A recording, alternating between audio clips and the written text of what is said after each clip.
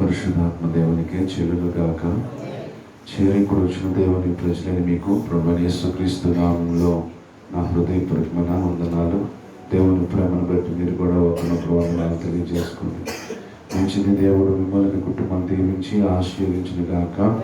ఆయన సన్నిధి సమాధానం మీకు తోడై ఉండి నడిపించి కాపాడును గాక.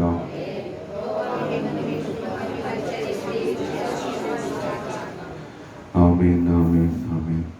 యోహాను సువార్త 11వ అధ్యాయము 47వ వచనం నుంచి దేవుని వాక్యాన్ని ధ్యానం చేద్దాం. యోహాను సువార్త 11వ అధ్యాయము 47వ వచనం నుంచి వాక్యాన్ని ధ్యానం చేద్దాం. కాబట్టి ప్రధాన యాజకులను పరిసయ్యులను మహాసభను సమకూర్చి మనమేమి చేయుచున్నాము, ఈ మనుషుడు అనేకమైన సూచక్రియలు చేయుచున్నాడే, మనము ఆయనను ఇలాగు చూచుచు ఊరక ఉండిన ఎడల అందరూ ఆయన యందు విశ్వాసము ఉంచెదరు. చాలండి. చదవబడిన లేఖన భాగములో ప్రధాన యాజకులు పరిచయులు ఒక సభని ఏర్పరచుకున్నారు. ఆ సభకి పిలవాలనుకున్న వాళ్ళందరినీ కూడా పిలిచారు. రౌండ్ టేబుల్ సమావేశం ఏర్పాటు చేశారు. అందరూ కూడా ఆలకించండి అని చెప్పి ఆ సభలో మాట్లాడుకుంటున్నారు.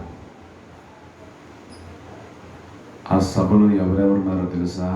ప్రధాన యాజకులు, పరిచయులు ఉన్నారు.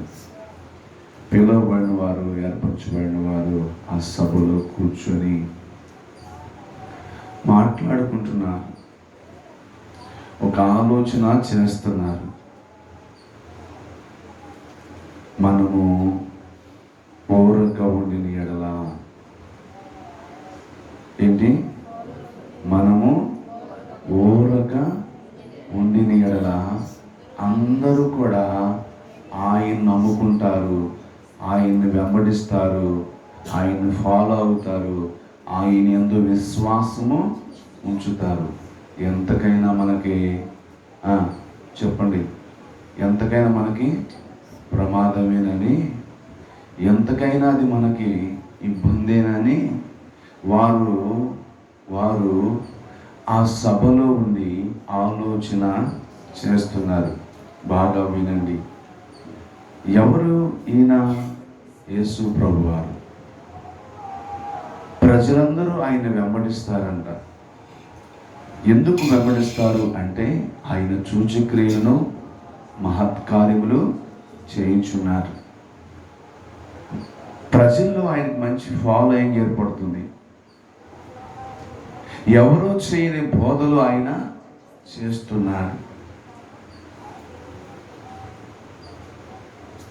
మనం ఇలా ఉంటే, మనం ఇలా వదిలేస్తే, ఇలా మనం ఊరుకుంటే ఆయన పెచ్చిరెళ్ళిపోతాడు, ఆయన చెలరేగిపోతారు. అప్పుడు ప్రజలందరూ కూడా ఆయన యందు విశ్వాసం ఉంచుతారు, ఆయన్నే నమ్ముకుంటారు, ఆయన్నే వెంబడిస్తారు. కనుక మనం ఏం చేద్దాం అని ఆలోచన చేస్తూ యేసు ప్రభుని చంపాలి అన్న నిర్ణయానికి వస్తారు. ఎవరిని చంపాలి? యేసు ప్రభుని చంపాలి అన్న నిర్ణయానికి వస్తారు. పిల్లలారా, ఈ సభ ఎవరిది అంటే సాతాను సభ. ఏమండి? ఈ సభ ఎవరిది? సాతాను సభ. దానికి నాయకుడు వాడే.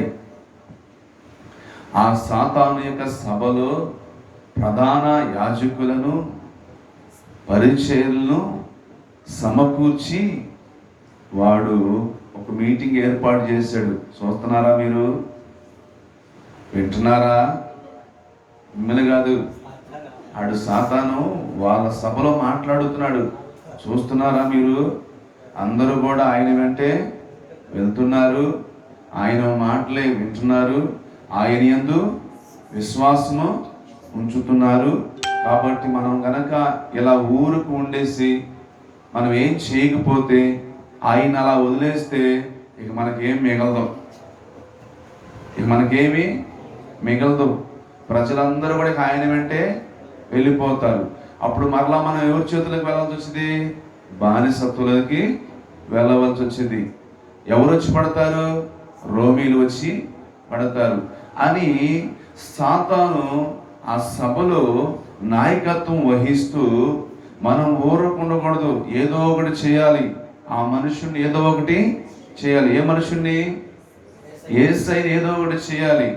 పిల్లలారా, మీకు తెలియదేం కాదు, దేవుని బిడ్డలైన మనం ఎలా కూటాలు ఏర్పరచుకుంటామో, దేవుని పిల్లలైన మనం ఎలా సభలు ఏర్పాటు చేసుకుంటామో, దేవుని పిల్లలైన మనం ఎలాగ రండి కూడికి రండి సభకు రండి అని పిలుచుకుంటామో, సాతాను కూడా సభలు ఎట్టి సభలు ఏర్పాటు చేసి వాని యొక్క సభ్యులను, అదే ప్రధాన యాజకులను, పరిచయులను, ఇంకా తదితర సంబంధిత వారిని ఆ సభలోనికి ఆహ్వానిస్తారు. అర్థమవుతుందా మీకు? మనం ఎలా దేవుని పేరట సభలు ఏర్పాటు చేసి, కూడికలు ఏర్పాటు చేసి, ప్రజలను సమకూర్చి సత్యస్వార్తను, వాక్యాన్ని ప్రకటిస్తూ బోధిస్తూ ప్రజలను ప్రభు వైపుకు తిప్పుతున్నామో, ప్రభు రాజ్యం కట్టబడాలని మనం ఎలా ప్రయాసపడుతూ కష్టపడుతున్నామో, అలాగనే సాతాను కూడా ఏం ఏర్పాటు చేస్తాడు? సభలు ఏర్పాటు చేస్తాడు. సన్నిహద్రి సభ ఏర్పాటు చేసి అందులో పెద్దలు నిర్ణయించి, ప్రధాన యాజకులు నిర్ణయించి, పరిచయులు నిర్ణయించి, అధిపతులను అధికారులను నిర్ణయించి, వాళ్ళకి ఏ దాహం ఉందో తెలుసుగా. ఒకడికి రాజకీయ దాహం ఉంటుంది, ఒకడికి సింహాసనం కావాలి, ఒకడికి పెత్తనం కావాలి. అర్థమవుతుందా? అర్థమవుతుందా? మాట్లాడట్లేదే నోరు మరి ఇప్పుడు దాకా? అర్థమవుతుందా? అర్థమవుతుంది అనుసారుడిగా. వారిలో ఏ దాహం ఉందో చూస్తాడు సైతాను గాడు. ఓహో, మనోడికి ఈ దాహం ఉంది. ఏ దాహం? అధికారం అనే దాహం ఉంది. ఒకరికి సింహాసనం కావాలని కోరుకుంది, ఒకరికి రాజు కావాలని కోరుకుంది, ఒకరికి ప్రధాన యాజకుడు నేనే ఈ సంవత్సరం అవ్వాలని కోరుకుంది, ఒకరికి నాకే పెత్తనం చేసే అధికారం ఇవ్వాలి, నాకే కోశాధికారి అధికారం, నాకే డబ్బులు పంచి, ఇట్లా రకరకాల కోరికలు ఉంటాయి. కాబట్టి ఆ సాతానుడు ఏం చేస్తాడంటే అటు వారందరినీ కూడా తన సభలోనికి ఆహ్వానిస్తాడు. రండి, మీరు కోరుకున్నట్టుగా మీకు సింహాసనం ఇస్తాను, రాజకీయంగా మిమ్మల్ని రండి, సింహాసనంగా మిమ్మల్ని రండి, పదవులు ఉన్నాయి మా దగ్గర, కోశాధికారి పదవులు ఉన్నాయి రండి, మా దగ్గర ప్రధాన యాజకుల పదవి ఉంది రండి, మా దగ్గర ఈ పదవులు ఉన్నాయి రండి అని సాతాను ఏం చేస్తాడు తెలుసుగా? చక్కని ఆహ్వానాన్ని పంపిస్తారు. ఈ పదవుల కాంక్ష కలిగినటువంటి వారు, అధికార కాంక్ష కలిగినటువంటి వారు, ధన కాంక్ష కలిగినటువంటి వారు, వారు ఏం చేస్తారంటే ఈ సన్నిహద్రి సభలో చేరతారు, ఈ సాతాను యొక్క సభలో చేరతారు. చేరి ఏం చేస్తారంటే, అబ్బాయి మనం ఊరుకుంటే లాభం లేదయ్యో, మనం ఊరుకుంటే లాభం లేదయ్యో, మనం ఏదో ఒకటి చేయాలి. మరలా ఇప్పుడు మీకు అర్థం కూడా చదువుతారు ఏనండి. ఇప్పుడు కాబట్టి ప్రధాన యాజకులను, పరిసయ్యులను మహాసభను సమకూర్చి మనమేమి చేయుచున్నాము, ఈ మనుషుడు అనేకమైన సూచక్రియలు చేయుచున్నాడే, మనం ఆయనను ఇలాగ చూచుట ఊరుకుని లేడల అందరూ ఆయన యందు విశ్వాసం ఉంచెదరు. అప్పుడు రోమీలు వచ్చి మన స్థలములను మన జనములను ఆక్రమించుకుందరని చెప్పిరి. అది ఎప్పటికైనా సైతాన్ యొక్క స్థావరాలను మనం ఏం చేయాలి? మాట్లాడండి. ఆక్రమించుకోవాలి. సినిమా హాల్ ఎవరి? సైతాన్ గాడి. బార్ షాపులు, బీర్ షాపులు ఎవరి? సైతాన్ గాడి. అవన్నీ ఏం చేయాలి? మనం ఇప్పుడు ఆక్రమించుకోవాలి. ఇప్పుడు అడిగి దాడా ఏంటి? దాడా సినిమా హాల్కి వెళ్ళే ప్రజలందరూ ఎక్కడ మారిపోతారో, త్రాగుబోతులందరూ ఎక్కడ మారిపోతారు, వ్యభిచారులందరూ ఎక్కడ మారిపోతారు. ఇప్పుడు అవన్నీ వాడి స్థావరాలు కదా, అవన్నీ వాడి సంపదలు కదా, అవన్నీ వాడి బిడ్డలు కదా. ఈ సూచక్రియలు, మహత్కార్యాలు, సత్యవాక్యము, ఉన్నత ఉపదేశాల ద్వారా ఎక్కడో ప్రజలు మార్చబడితే సినిమా హాల్లో ఏమైపోతాయి, దేవాలయాలుగా మార్చబడతాయి. పోనీ సినిమా హాల్లోకి వెళ్ళేటువంటి వారందరూ కూడా యేసు ప్రభు బిడ్డలైపోతారు. ఇప్పటికే సినిమా ఇండస్ట్రీలో నటించేటువంటి వారు ఏమైపోయారు చెప్పండి, చాలా మంది సాప కింద నీరులాగా మారిపోయారు. వారు కూడా గుండెలు లభోదీపం ఇండస్ట్రీలో కూడా క్రైస్తత్వం వచ్చేసింది అని వారి మాట్లాడుకుంటున్నారు, చర్చించుకుంటున్నారు. వారు కూడా సభలు పెట్టుకుంటున్నారు. ఏం చేద్దాం తెలియకుండానే క్రైస్తవం అనేటువంటిది ఒకటి మనలో కూడా కొనసాగుతుంది అని చెప్పి, ఇప్పుడు ఏంటయ్యా అంటే ఇండస్ట్రీలే కావచ్చు, సినిమా హాల్లే కావచ్చు, బార్ షాపులే కావచ్చు, లేకపోతే క్లబ్లే కావచ్చు, ఇవన్నీ కూడా ఎలా మారిపోతాయి చెప్పండి, మాట్లాడండి. ఖచ్చితంగా దేవుని రాజ్యం కట్టబడుతుంది, సాతాను రాజ్యం కూలిపోతుంది. ఈ రోజుకైనా, రేపటికైనా, ఎల్లుండికైనా. సాతానుకు గుబులు గుబులు గుబులు, సాతానుకు దడపడుతుంది. ఏం చేయాలరా బాబు, ప్రజలందరూ మారిపోతున్నారు. ఒకప్పుడు భయంకరంగా తాగేవాళ్ళు ఇప్పుడు తాగట్లేదు. ఒకప్పుడు భయంకర కత్తులు కటాలతో, బాంబులతో, రౌడీలతో ఉండేవాళ్ళు ఇప్పుడు రౌడీలు కూడా ఏమైపోతున్నారు, మారిపోతున్నారు. ఒకప్పుడు సినిమాలు నాయన, ఇప్పుడు సినిమాలకు వచ్చేవాళ్ళు కూడా లేరు. ఒకప్పుడు భయంకరమైనటువంటి యొక్క వ్యభిచారం చేసేవాళ్ళు వేసేవాళ్ళు చేయట్లా. ఏంట్రా పరిస్థితులు, ఇట్లయితే ఎట్లా, ఇలా ఊరుకుంటే ఎలాగ మనము ఏదో ఒకటి చెయ్యాలా. అయితే ఇక్కడ గమనించడం జరిగే సిచ్యువేషన్ ఒకటి ఉంటుంది, అది మనకు గుర్తుంది. ఇప్పుడు అదే 11వ అధ్యాయము 45వ వాక్యం చదువుతాం. కాబట్టి మరియా ఆయన యొద్దకు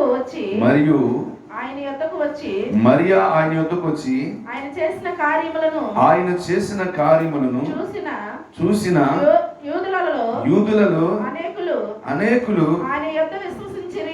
ఆయన యందు విశ్వాసముంచిరి గాని ఇదిగో చూడండి, వారిలో కొందరు పరిచయుల యొద్దకు వెళ్ళి యేసు చేసిన కార్యముల గురించి అంటే కొంతమంది, అమ్మా వినండి, కొంతమంది ఎక్కడున్నారు, మాట్లాడట్లేదే. సన్నిహితుని సభ ఏర్పాటు చేసిన సాతాను వర్గం ఎక్కడున్నారా అంటే యేసు ప్రభుతో ఉన్న వారిలో కూడా ఉన్నారు. బాగా అర్థం చేసుకోండి, సాతాను ఎక్కడ పెట్టాలో వాళ్ళని అక్కడ పెట్టింది. వింటున్నారా? అర్థమవుతుంది మీకు వాక్యం? ఎక్కడ పెట్టింది మరి? యేసు ప్రభుతో ఉన్న వారిలో, యేసు ప్రభుని వెంబడించే వారిలో, అద్భుతాలు, సూచక్రియలు, మహత్కార్యాలు చేసే వారిలో కూడా ఆ ప్రజల మధ్యలో ఉన్నారు. ఉండి జరిగినట్టుగా, చూసింది చూసినట్టుగా వచ్చి ఎవరు చెబుతున్నారు? ప్రధాన యాజకులకును చెప్పండి, పరిచయులకి చెప్తున్నారు. ఎప్పటికప్పటికి ఏ ప్రాంతానికి వెళ్ళాడు, అక్కడ ఏం జరిగింది, ఎవరు బాగుపడ్డారు, ప్రజలు ఆయన గురించి ఏమనుకుంటున్నారు, మంచి స్పందన వస్తుందా, ఆయన ఫాలోయింగ్ పెరుగుతుందా, ఇలాంటివన్నీ తీసుకెళ్ళి ఎక్కడ చెబుతున్నారు? ఇప్పుడు ఆ ప్రధాన యాజకునికి, పరిచయులకి చెప్తుంటే పుండు మీదంట కారం చల్లినట్టుగా ఉంటుందంట. వాళ్ళకి నిద్రపోయేవాడంట లేపినట్టుగా ఉండదంట. ఇక చూడండి, మనం ఇట్టయితే బాగోదు, ఇట్లా ఊరుకుంటే కుదరదు, మనం ఏదో ఒకటి చెయ్యాలి. చూసారండి, సాతాను దేవుని పనిని పాడు చేయాలని, దేవుని సేవకులను పాడు చేయాలని, దేవుని సంఘాలను పాడు చేయాలని, దేవుని బిడ్డలను పాడు చేయాలని, విశ్వాసులైనటువంటి వారిని చెదరగొట్టాలని, అవసరమైతే విశ్వాసులను సైతము ఏదో ఒకటి చేయాలని శత విధాల ప్రయత్నాలు చేస్తాడంటండి, దాడి చేస్తాడంట. అవసరమైతే విశ్వాసుల మీద కూడా. ఎవరు? సాతానుడు. వాడికి ఒక సమూహం ఉంటుంది, వాడికి ఒక వర్గం ఉంటుంది, వాడికి ఒక సేన ఉంటుంది. ఆ సేన తెలియకుండానే పనిచేస్తూ ఉంటుంది. నీకు అర్థమవుతుందా? ఎక్కడున్నారు ఇప్పుడు ఆ సేన? యేసు ప్రభుతో ఉన్న ప్రజలలోనే ఉన్నారు కదా. ఉండి అక్కడ కార్యక్రమాలన్నీ చూస్తూ వింటూ శివరాత్రికి ఎక్కడికి వెళ్ళారు? వాళ్ళు ఏర్పరచుకున్నటువంటి ఆ సభ యొద్దకు వెళ్ళారు. వెళ్ళి జరిగింది, ప్రజలందరూ కూడా ఆయన యందు విశ్వాసము ఉంచుచున్నారండి బాబు. మామూలు కార్యం కాదు. 4 రోజులు అవుతుంది. ఎన్ని రోజులు అవుతుంది? 4 రోజులు అవుతుంది చనిపోయి. ఆయన గారిని కూడా లేపాడు. ఇంకేమన్నా ఆయన లేపంగానే ప్రజలందరూ కూడా ఆయన తట్టు తిరిగారు. ఆయన యందు విశ్వాసము ఉంచారు. ఇక మనకు మిగిలేదేమీ లేదు. ఇక మీ బోధలు వినేవాడు కూడా ఇక లేరు. పరిశీలన చేస్తారు. పరిశీలన ఏం చేస్తారమ్మా? ధర్మశాస్త్రాన్ని బోధిస్తారు. కాబట్టి ఇంక మీ బోధలు కూడా వినేవారు ఎవరు లేరు. ఈయన బోధలు కొత్తగా ఉన్నాయి. ఈయన ఉపదేశాలు లోతుగా ఉన్నాయి. కాబట్టి ఈ విధంగా అయితే మాత్రము ఇక మిమ్మల్ని ఎవరు కూడా లెక్క చేయాలని పరిశీలనకు ఒక తెగ ఉంది. ప్రధాన యాజకులైంది అధికారము, యాజకత్వము మాదే అన్నటువంటిది. ఏది ఏమైనా అబ్బాయి మీకు నష్టమే ఉంది కనుక ప్రజలు ఆయన యందు విశ్వాసం ఉంచుతున్నారు కనుక మనం ఏదో ఒకటి చేద్దాం. ఏం చేద్దాం? బాగా వినండి.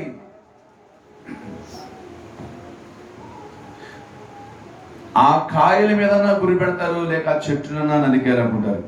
ఏమండి? ఏం చేస్తారు చెప్పండి? ఆ కాయలన్నా రాలిపోయాలి, లేదంటే ఆ చెట్టునన్నా నరికేయాలి. ఆ చెట్టు వల్ల కాయల వల్ల చెట్టుకి పేరు వస్తుందిగా. మాట్లాడరే? అవునుగా. అందరూ ఆ చెట్టు గురించి చెప్పుకుంటారండిగా. యేసయ్య అనే చెట్టు గురించి చెప్పుకుంటారండిగా.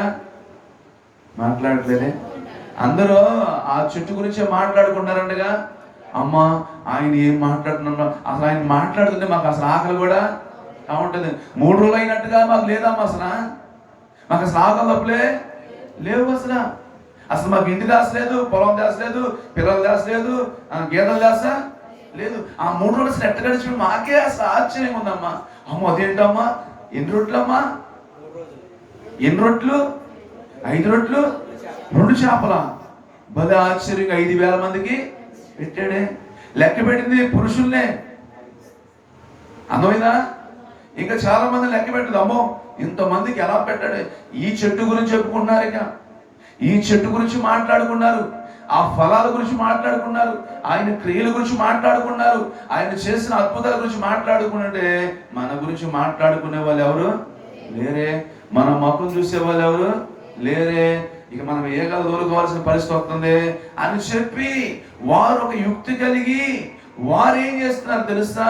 చూడండి, రాయబడిన మాటని ధ్యానం చేద్దాం. దయచేసి 12వ అధ్యాయము 10వ వచనం. అతనిని బట్టి, లేకపోతే 9 చూడండి. కాబట్టి యూదులలో సామాన్య జనులు ఆయన అక్కడ ఉన్నాడని తెలుసుకొని యేసును చూచుటకు మాత్రమే కాక మృతులలో నుండి ఆయన లేపిన లాజరును కూడా చూడవచ్చిరి. చూడండి, చెట్టుకున్న ఫలాలను కూడా చూడని వచ్చారంట. చెట్టు అంటే ఏం చెప్పా? యేసయ్య. ఫలాలు అంటే ఏం చెప్పా? ఆయన చేసిన కార్యాలను, ఆయన చేసిన సూచక్రియలను. ఎవరినో లేపాడంట కదా, ఎవరినో బాగు చేసినట్టు కదా, ఎవరినో స్వస్థపరిచినట్టుగా, ఎవరి కట్లో విప్పాడంట కదా, దెయ్యాన్ని వెళ్ళగొట్టినాడు కదా. తన కుమారుడు తీసుకుని వచ్చిన తండ్రి, నీకు ఇష్టమైతే నా కుమారుని చెప్పండి బాగు చేయంటే నమ్ముట నీ వల్లైతే సమస్తము సాధ్యమే అన్నప్పుడు నమ్ముతున్నానని మొక్కితే ఆ కుమారుడిని బాగు చేసినట్టుగా. ఒక కుష్ఠరోగం వచ్చేసి అయ్యా నా రోగాన్ని బాగు చేయంటే నాకు ఇష్టమైన ముట్టాడుగా. వీళ్ళు ఏం చూడడానికి వచ్చినప్పుడు ఆ చెట్టుకున్న కాసినటువంటి ఆ కాయలను, ఫలాలను చూడటానికి వచ్చారంట. హల్లెలూయా. చూడండి ఇప్పుడు అమ్మా, చూడండి, గమనించండి. ఇప్పుడు ఏమవుతుంది? హలో, ఇలా ప్రజలందరూ ఆయన ఎందుకు రావడం వల్ల, ప్రజలందరూ ఆయన నమ్ముకోవడం వల్ల ప్రజలందరూ ఆయన గురించి చెప్పుకోవడం వల్ల, చర్చించుకోవడం వల్ల అక్కడ రాసిన మాట చూడండి, కాబట్టి యూదుల్లో సామాన్య జనులు ఆయన ఎక్కడ ఉన్నాడని తెలుసుకొని యేసును చూచుటకు మాత్రమే కాక మృతులలో నుండి ఆయన లేపిన లాజరును కూడా చూడవచ్చిరి. ఎక్కడి నుంచో ప్రజలు వచ్చేస్తున్నారు. ఇక సత్యం ఎక్కడుందో అక్కడికి వచ్చేస్తున్నారు, వెలుగు ఎక్కడుందో అక్కడికి వచ్చేస్తున్నారు, జీవం ఎక్కడుందో అక్కడికి వచ్చేస్తున్నారు, ఆదరణ ఎక్కడుందో అక్కడికి వచ్చేస్తున్నారు. ఆయన సన్నిధిని, ఆయన ప్రభావమును అనుభవించినటువంటి ఆ యొక్క బిడ్డలు, ఆ యొక్క సవ్వడి, ఆ యొక్క ఉజ్జీవము ప్రజలను కదిలించింది.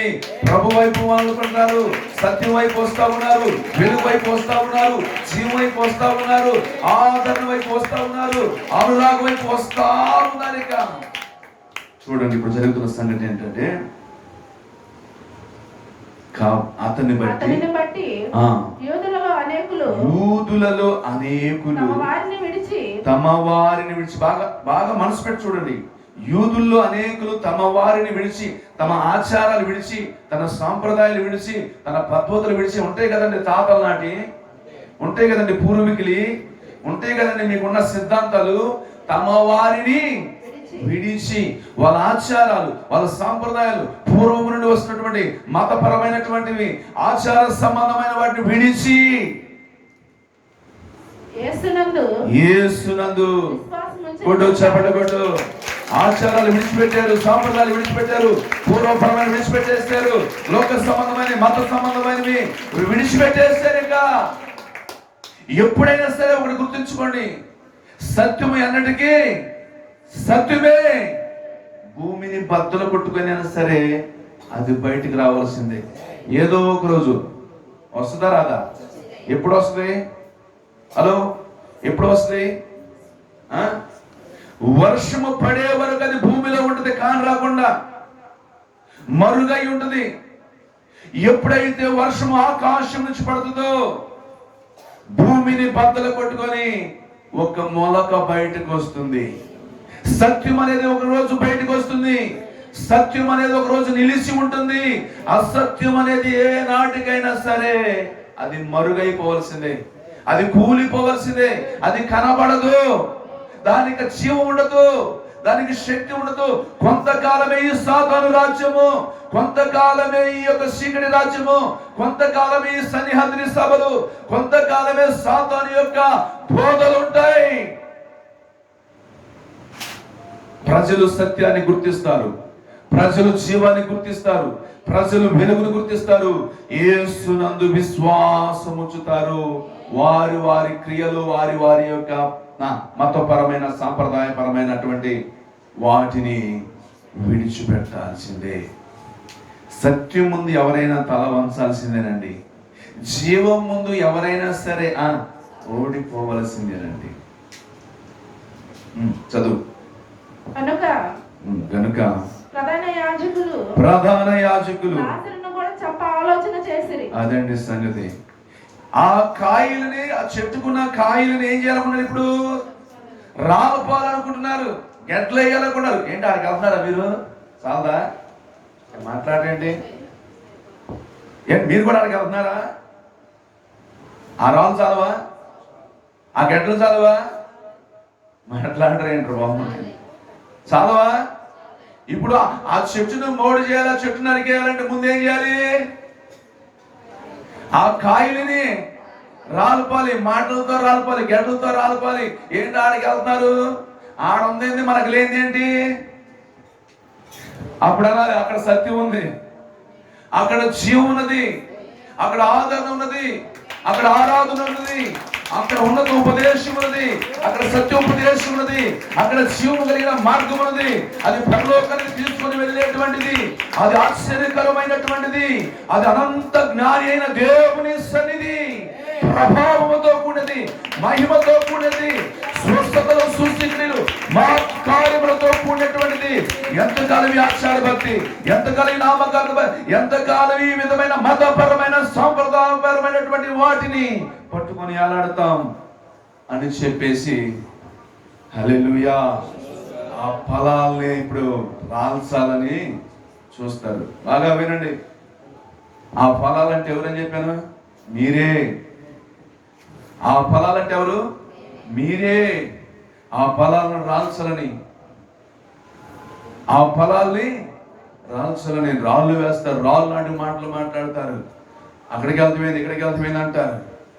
ఆయన విశ్వాసం అవసరం ఏంటంటారు, ఆయన నమ్ముకోవటం ఏంటంటారు. ఇంకా ఎన్నెన్నో పేర్లు పెడతారు. ఏమని పెడతారు? అమెరికా నుంచి వచ్చాడు ఆయన, అమెరికా దేవుడు అని పెడతారు. వింటున్నారా? ఆ సినిమా అక్కడే పనిచేస్తుంది కానీ మన ఇండియాలో పనిచేయదు అని చెప్తారు. మరి ఎన్ని పేర్లు పెట్టి ప్రజల్లో ఉన్నటువంటి యొక్క విశ్వాసాన్ని దెబ్బ కొట్టాలని, ప్రజల్లో ఉన్న భక్తిని, ఆధ్యాత్మికమైనటువంటి జీవితాన్ని చెడగొట్టాలంటే ఏం చేస్తారు? మాట్లాడండి, మాట్లాడండి. ఆ బురదలో ఎట్టెళ్తున్నారమ్మా మీరు? అమ్మాయి బురదలో ఎట్టెళ్తున్నారు? సరైన రోడ్డు కూడా లేదుగా. ఆ మంత్రి కూడా మనకు మీరు కింద కూర్చుంటున్నారా? బెంచీలో పెట్టుకొని, బలలో పెట్టుకొని, ఏసీ పోగొట్టుకుంటున్నారా?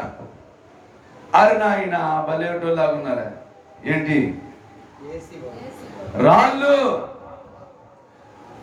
ఫలాలను రాల్పాలని కనుక గమనించి లాజరును చంపాలనుకున్నారంట. ఈడక కారణం మాట్లాడరే. ప్రజలందరూ కూడా యేసు ప్రభువుకి రావడానికి కారణం ఎవడు? ఈ లాజరేగా. ఈడు లెగవబట్టేగా, ఈడు బాగుపడబట్టేగా, ఈడు మారబట్టేగా. అసలు ఈడే లేపెడితే పోయిందా పోదా? చూసారా పిల్లలారా? ఏమోలే ఒకడు బాగుపడ్డాడు అనుకోవాలేదా? ఏమోలే ఎక్కడైతే వాడు మారాడు అనుకోవాలేదా? ఎట్టయితే వాడు బ్రతికాడు చాలే, పాపం వాళ్ళ ఇద్దరు ఆడపిల్లలు ఏడుతున్నారు, కుటుంబానికి మౌదిక్కు లేకుండా పోయాడని అనుకోవాలా? అనుకోని ఈ సమాజం, అనుకోని ఈ సొసైటీ, అనుకోని ఈ ప్రజలు ఎక్కడి కోసం వెళ్తున్నారే? వాళ్ళ జీవితాలు బాగుపడితే చాలు, వాళ్ళ కుటుంబాలు బాగుపడితే చాలే, వాళ్ళ దీపాలు ఆరిపోకుండా చాలే, వాళ్ళ కుటుంబాల్లో మరణపు వాసన లేకుండా చాలే, ఆరాధన సువాసన ఉంటే చాలే అనుకుంటారా? అనుకోరు. వాళ్ళకి ఏదో కీడు చేయాలని, వాళ్ళకి ఏదో ఒక మాటలు దాడి, వాళ్ళకి ఏదో ఒక అకాలమైనటువంటి యొక్క రాళ్ళు వేసి ఆ పళ్ళును ఏం చేయాలనుకుంటారు? రాళ్ళు పళ్ళు. ఒకటి గుర్తుపెట్టుకోండి, వాళ్ళు చెట్టుకైనా నష్టం చేస్తారు. మాట్లాడండి. ఆ ఫలాలకైనా నష్టాన్ని కలుగు చేస్తారు పిల్లరా. సంఘానైనా పాడు చేయాలనుకుంటారు, సేవకునైనా పాడు చేయాలనుకుంటారు, విశ్వాసులైనా పాడు చేయాలనుకుంటారు పిల్లరా. బైబిల్లో ఉన్న మాటలు మనం చూస్తున్నప్పుడు చూస్తే రాయబడుతున్న మాట దయచేసి చూడండి. ఏమైనా రాయబడిందో 18వ వచనం. అందుచేత ఆ సూచక్రియలు చేసినని జనులు విని ఇక చూడండి, ఇక ఆయన చేస్తున్న సూచక్రియలు బట్టి ఆయనకి ఎదురెళ్తున్నారంట జనాలు. ఆయన కలుసుకున్నారంట జనాలు. ఆయన ఫ్రీగా ప్రశాంతంగా వాళ్ళతో మాట్లాడుతున్నారంట. ఆయన వాళ్ళ పక్కన పెట్టలేదంట. బాగా వింటున్నారా? అర్థమవుతుందా? మాట్లాడే అర్థమవుతుందా? ఈయన కాడికి వచ్చిన వాళ్ళకి ఏం దొరుకుతుంది? ఒక ప్రశాంతత, ఒక నెమ్మది, ఒక సమాధానం, ఒక ఆదరణ, ఒక సంతోషం, ఒక ఆప్యాయత దొరుకుతుంది. అర్థమవుతుందా? చెప్పుకుందామని వెళ్దామంటే వెళ్తే చెప్పుకుంటానికి ఎవరు ఉండేవాళ్ళు కాదు. గోడ ఎలా పోసుకుందామంటే గోడ వినేవాళ్ళు లేరు. సమస్య చెప్పుకుందామంటే సమస్యకు తగ్గట్టుగా పరిష్కారం చూపేవాళ్ళు లేరు. ఈయన దగ్గరికి వెళ్తే సమస్యకు పరిష్కారం జరుగుతుంది. ఈయన దగ్గరికి వెళ్తే చెప్పుకుంటే వింటున్నాడు, ఈయన దగ్గరికి వెళ్తే ఆదరిస్తున్నాడు, ఈయన దగ్గరికి వెళ్తే ప్రేమిస్తున్నాడు, హత్తుకుంటున్నాడు. అందుకే ప్రజలు ఏం చేస్తారంటే ఆయన్ని ఎదుర్కొంటున్నారంట, ఆయన కౌగిలించుకున్నారంట, ఆయన వెంబడిస్తున్నారంట. ఆయన సన్నిధిలో ప్రజలు గుంపులు గుంపులుగా ఉండిపోతున్నారంట. ముందుకు వెళ్ళిపోదాం. కావున పరిచయులు ఒకరితో ఒకరు మన ప్రయత్నములు ఎట్లు నిష్ప్రయోజనమైపోయినవో. అందుకు చూసారు, ఎన్నో ప్రయత్నాలు చేశారంట. ఆ ప్రజలను చెదరగొట్టాలని, ఆ కాయలు రాలిపోయాలని, సూచక్రియలు చేయకుండా, అద్భుతాలు చేయకోకుండా, ఆ మహత్కార్యాలు చేయకోకుండా, ఇక్కడ సువార్త చెప్పడానికి లేదు, నువ్వు ఇక్కడ ఉండడానికి లేదు. ఏంటి? యూదుల రాజు ఎవరు? హేరోదు ఉండగా మదీనా ఒక రాజు అంట అని చెప్పి మత కల్లోలు సృష్టించి, విధ్వంసాలు కలుగు చేసి, ప్రజలను రెచ్చగొట్టి, యూదులను ఇశ్రాయేలును క్రీస్తుకు వ్యతిరేకంగా లేపి పీఠాధిపతులను మతాధిపతులను ప్రధాన యాజకులను శాస్త్రులను ఎవరు ఇదంతా చేస్తుంది? ఇదంతా చేస్తుంది ఎవరు? సాతాను.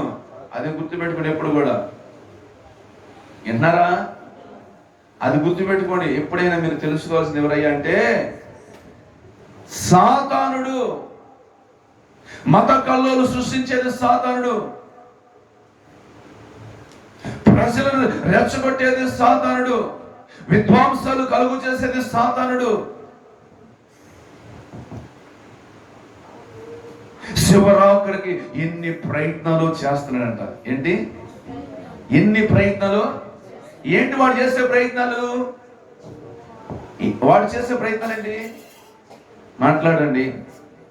పరిచర్యను పాడు చేయాలని, విశ్వాసుల్ని పాడు చేయాలని, సంఘాన్ని పాడు చేయాలని, సేవకులను పాడు చేయాలని, పరిశుద్ధతలో ఉన్నవారిని, ప్రతిష్ఠతలో ఉన్నవారిని, సమర్పణలో ఉన్నవారిని, వైరాగ్యంలో ఉన్నటువంటి వారిని వారి మీద అటాక్ చేసి ఏదో ఒక విధంగా మానసికంగా దెబ్బతీసి కృంగదీసి ఏదో ఒక రకంగా టార్చర్ చేసి వాళ్ళ జీవితాలని, వాళ్ళ కుటుంబాలని, వాళ్ళ ఆధ్యాత్మికమదాన్ని ఏదో ఒక విధం చేత పతనము చేయాలని చూస్తాడు సాతానుడు. అందుకు ప్రధాన యాజకులకి, అందుకు పరిసయ్యుల యొద్దకు, అందుకు యూదుల యొద్దకు, అందుకు ఇశ్రాయేలు యొద్దకు వెళ్తాడు. అదిగో ఆయన ఏం చెప్పుకున్నా తెలుసా? నేను యూదుల రాజునని చెప్పుకున్నాడు. ఇక సింహాసనం మీద కాదు, ఇక హీరోది కాదు. అదిగో ఆయనంట ప్రధాన యాజకుడు అంట. ఎవరు? యేసయ్య. అదిగో ప్రజలందరూ చూసేవారికి మీ బోధ వినేవాడు ఎవడు లేడు. అదిగో ఆయన బోధ ఇలాగా కలుగు చేసుకొచ్చాడు సాతానుడు. విసుము ప్రయత్నాలు చేశాడు సాతానుడు. మీకు తెలియదే కాదు, యేసు ప్రభువారు బాప్తిస్తం తీసుకొని ఒడ్డుకొచ్చిన తర్వాత ఆత్మచేత అరణ్యానికి వెళ్ళి ఏకాంతంగా ప్రార్థన చేసుకుంటూ అక్కడికి వెళ్ళాడుగా. నీకు ఆకలి అవుతుందనుకుంటగా రొట్టెలు చేసుకొని తిను రాలనల్లా. మనుషుడు రొట్టె వల్ల కాదు, దేవుని నోట నుండి వచ్చు ప్రతి మాట వల్ల జీవిస్తాడని చెప్పిన వారు మోహించేలా. ఆకలికి బలహీనలు అవుతారు కొంతమంది, అవునా? ఉపవాసం అన్న దీక్ష, ఉపవాసం అన్న క్రమం కూడా పోగొట్టుకుంటారు లేదా? మరి ఎవరన్నా మీకు ఆకలి పుట్టించింది? మరి అది ఆ సంగతి మీకు తెలియదుగా. ఆకలి పెట్టేసి ఆడు మీ దీక్షని, మీ ఉపవాసాన్ని, మీ వ్రతాన్ని, మీ క్రమాన్ని ఏం చేయాలన్నాడు? పాడు చేయాలన్నాడు. 3 పూటలు తినే రోజు కూడా మాట్లాడండి. ఆకలి లేని రోజు ఆడు ఆ రోజు ఏం చేస్తాడు చెప్పండి? ఆకలి పుట్టిస్తాడు. ఆకలి పుట్టించి మీ ఉపవాస వ్రతాన్ని, క్రమాన్ని పాడు చేస్తాడు సాతానుడు. మరలా ఆయన ఎక్కడ తీసుకెళ్ళాడు? ఒక దేవాలయం శిఖరం మీదకి తీసుకెళ్ళి ఇక్కడ నుంచి దూకు, దేవదూతలు ఉన్నాయంట కదా, నీకు పరిచారం చేస్తారంట కదా, ఎత్తి పట్టుకుంటారంట కదా, పాదాలకు రాయి కూడా తగలదంట కదా, నీ గ్రంథంలో రాసి ఉంది కదా, రాయబడింది కదా అని చెప్పేసి దేవునికే గ్రంథాన్ని, యేసయ్యకే గ్రంథాన్ని ఏం చేసింది? బోధించింది. మనకు కూడా గ్రంథాలు చూపించి మాట్లాడతారు సైతాన్ గారు. అయితే ఇక్కడ ఏం కనబడుతుంది? ఇక్కడ ఏం కనబడుతుంది? అతిశయములో పడేస్తుంది. దేనిలో? మానవుడి యొక్క బలహీనత ఏమిటో, మనిషి యొక్క బలహీనత ఏమిటో ఎరిగిన వాడు ఎవరు తెలుసా? మాట్లాడండి. జరగబోయేదాన్ని ఎరగలేడు వాడు. జరగబోయేదాన్ని ఎరగలేడు వాడు. నీ బలహీనతను ఎరుగుతాడు. ఏంటి చెప్పండి? నీ బలహీనతను ఎరుగుతాడు. జరగబోయేదాన్ని వాడు ఎరగడు. నువ్వు ఆకలి కొంటావా, నువ్వు నిద్ర కొంటావా, లేకపోతే నీ బలహీనతలు ఏమిటో, నీ కోరికలు ఏమిటో వాడు ఎరుగును, కానీ వాడికి ఏమి ఎరగలేడు. జరగబోయే భవిష్యత్తు, భూత వర్తమానాన్ని వాడు ఎరగలేడు. నీ బలహీనతలు మాత్రం వాడికి తెలుసు, నీ ఆలోచన వాడికి తెలుసు, నీ మనస్సు వాడికి తెలుసు, నీ తపన వాడికి తెలుసు, నీ కోరిక వాడికి తెలుసు. కాబట్టి వాడు నీ ముందు వాటిని ఉంచుతాడు. ఇప్పుడు ఇక్కడ ఏం పెట్టాడంటే దేవాలయపు శిఖరం ఎదుచిన దూకు దేవుడు అన్నావు కదా, వాక్యం ఉంది కదా, దేవదూతలు ఎత్తి పట్టుకుంటారన్నావు కదా, దూకు దూకు దూకు దూకు దూకు దూకు దూకు. ఏ దూకలేనే ఉన్నావా? ఏ నా దేవుడిని శాంతంగా ఉన్నావా? చేతులు బండి దూరమంటావా? మరి నీకు తెలియదు ఆ సంగతి. లోపలాడు కలుగు చేసాడా ఆలోచన? విన్నావా? నీలో ఆ యుగో ఉంది, అతిశయం ఉంది, వదిలేస్తే తోలటానికి. అర్థమైందా? మాట్లాడరే. సెల్ఫీ కోసం దిగాలనుకున్నావు, ఎత్తైన చోటు నుంచి దూకాలనే ఆలోచన ఎవడు పుట్టించాడు నీకు? సెల్ఫీ అంటే పిచ్చి, దానికి నువ్వు బలహీనవి, ఈ పిచ్చిని బాగుండదు, ఇక్కడ నుంచి దూకితే బాగుండదు అనుకుంటావు. శివరాలు పోయి డ్యాములో పడతావు, నీటిలో పడతావు, బండి మీద వెళ్తా ఉన్నావు, ట్రైన్లో వెళ్తా ఉన్నావు, ఇలా కాలు బయట పెట్టి ఒక చేతితో ఇలా పట్టుకుని ఇలా ఇలా బాగుంటావు రారే బడాయోడా అన్నది. ఈ బడాయోడు ఏం చేస్తాడు? ఒక చేతి ఇది పట్టుకుంటాడు, ఒక కాలు తాంతా ఉంటాడు, ఒక చేతి ఏం చేయాలి? ఈ లోపల ఏం జరిగింది? 2 ముక్కలు 3 ముక్కలు అవుతాడు. అర్థమైందా? ఆలోచన చూడండి. అతిశయానికి, ఆలోచనకి, అపవాదికి లోనైపోయిన వారి మీద దాడి ఎలా జరుగుతుందో చూడండి. ఇద్దరు స్త్రీలు అదేదో ఒక చెరువు లాగా ఉంది. సెల్ఫీలో ఇద్దరు ఎలాగన్నారు. ఎంతమంది వచ్చింది? ఏంటది? ముస్లిం వచ్చేసింది, అమాంతంగా ఒక అమ్మాయిని లాక్కెళ్ళిపోయింది. ఏమన్నా చేయగలిగిన స్నేహితురాలు? ఎక్కడ పోయారు ఇప్పుడు వీళ్ళు? సెల్ఫీలో, ఆ ఫోన్లో పడిపోయి, ఆ అట్రాక్షన్ లో పడిపోయి, ఆ అతిశయంలో పడిపోయి, మళ్ళీ ఎమ్మంటే దీన్ని ఎవరు పంపారు? చూసావా? నేను ఇది అడిగావా? ఎమ్మంటే జస్ట్ అలా కొట్టేసి ఇలా కొట్టేస్తే చూసావా వీళ్ళిద్దరు ఎక్కడున్నారు ఇప్పుడు అని మళ్ళీ వీళ్ళు చర్చించుకోవాలి. కానీ అదవుతుందా? ఏం మాట్లాడరే? ఇలా సాతాను ఇలా చేస్తుంది. ఇలా చాలా మంది జీవితాన్ని టార్గెట్ చేసింది. అతిశయముతో పడవేస్తుంది, పడదోస్తుంది, చనిపోతున్నారు, మరణానికి దారితీస్తున్నారు, దెబ్బలు తగులుతున్నాయి, గాయాలు అవుతున్నాయి. వీటన్నిటి కారణం ఎవరు? పాప అమాయకులైనట్టున్నారు. దేవుడు కాపాడలేకపోయాడా? దేవుడు చూడట్లేదా? దేవుడికి తెలియదా? వీడు చేతులు పెడుతుంది, దేవుడు కాపాడదా? గాల్లో దీపం పెట్టి దేవుడు ఆర్పుకోవాలంటా చూడండి ఆయన నువ్వు అంటే అది ఎంత అవివేకం. ఒళ్ళు జాగ్రత్తగా పెట్టుకోలేదా? మనస్సు జాగ్రత్త పెట్టుకోలేదా? కోరికలు రెచ్చిపోతా ఉంది, శరీరం రెచ్చగొడతా ఉంటుంది, మనస్సు గుర్రంలాగా పరిగెత్తా ఉంటుంది. అయినా ఏం చేసుకోవాలి? స్వాధీనం చేసుకోవద్దు. కనుక మనిషి అర్థం చేసుకోండి, ఎక్కడ నిన్ను పడవేస్తుందో, నీ బలహీనతలు ఎరిగి, నీ కోరికలు ఎరిగి నిన్ను తీసుకెళ్లి ఈడ్చుకొని పడవేసి నెట్టేస్తుంది. అది జయించాడు లేదా? మరలా ఎత్తైనటువంటి ఒక పర్వతం మీదకి తీసుకువెళ్ళి లోక రాజ్యాలన్నీ చూపించేసింది. ఈ లోక రాజ్యాలన్నీ ఇచ్చేస్తాను, నాకు నువ్వు నా సాగిలిపడి నమస్కారము చెయ్యంది. ఇవన్నీ నాకు అవసరం లేదు, ఈ నేత్రాస్యులు నాకు అవసరం లేదు, ఈ జీవపడమ నాకు అవసరం, నాకు ఈ అతిశయాలనే అవసరం, ఈ దేవుడిని యెహోవాను నువ్వు శోధింపవలదు అంటే అపవాది ఆయన విడిచి వెళ్ళిపోయిందంట. రాశాడు కొంతకాలము ఆయనను విడిచి వెళ్ళిందని. ఎంతకాలం? కొంతకాలం ఆయన విడిచి వెళ్ళింది. ఇదంతా ఎందుకు చెప్పారంటే మరలా ఇప్పుడు స్టార్ట్ అయింది ఆయనకి. మళ్ళీ అర్థమైందా? ఎవరినైనా గుర్తుపెట్టుకోండి, అపవాది విడిచి వెళ్తుంది, మరలా అదును చూస్తుంది, అవకాశం కోసం చూస్తుంది, మరలా ఏదో ఒక రోజు నీ మీద పంజా విసరాలని, ఏదో ఒక రోజు నీ మీద దాడి చేయాలని, నీ ఆత్మీయత మీద, నీ విశ్వాసం మీద, నీ పరిశుద్ధత మీద, నీ ప్రార్థన మీద దెబ్బ కొట్టాలని వాడు ఏం చేస్తాడు? యుక్తి కలిగి ఉంటాడు, ఎదురు చూస్తా ఉంటాడు. వింటున్నారా? మరి మామూలు విషయం కాదు. అందుకే ఎప్పటికప్పుడు నువ్వు ఎలర్ట్గా ఉండాలి, మెలకుగా ఉండాలి. ఎప్పటికప్పుడు నువ్వు ఆధ్యాత్మికమైన మెలుగు కలిగి ఏ మాత్రం అపవాదికి అవకాశం ఇవ్వకుండా, అపవాదికి చోటు ఇవ్వకుండా, ఏ మాత్రం కూడా ఒక్కింత ఈశ్వంత కూడా వాడికి దొరకకుండా ఉండాలి. హల్లెలూయా. మరి దొరకకుండా ఉండాలంటే ఏం చేయాలయ్యా? యేసు ప్రభు అంతటోడే తప్పించుకున్నాడు, యేసు ప్రభు అంతటోడే దాక్కున్నాడు. తాళ ఎగరేశాడా? రొమ్ము ఎరగదీశాడా? మరి మనకెందుకు ఆ బాడాయి? యేసు ప్రభు అంతటోడే దాక్కున్నాడండి, యేసు ప్రభు అంతటోడే తప్పించుకున్నాడండి, యేసు ప్రభు అంతటోడే దేవునికి ప్రార్థన చేశాడండి. ఈ గడియ తప్పించుదేవా, నా పట్ల ఒక ప్రణాళికతో పంపించేవా, నీ చిత్తం నెరవేర్చడానికి నన్ను ఏర్పరచుకున్నావా, అది నెరవేరే వరకు ఈ శోధన గడియ నా మీదకి రానియొద్దు. తప్పుందా దీంట్లోనా?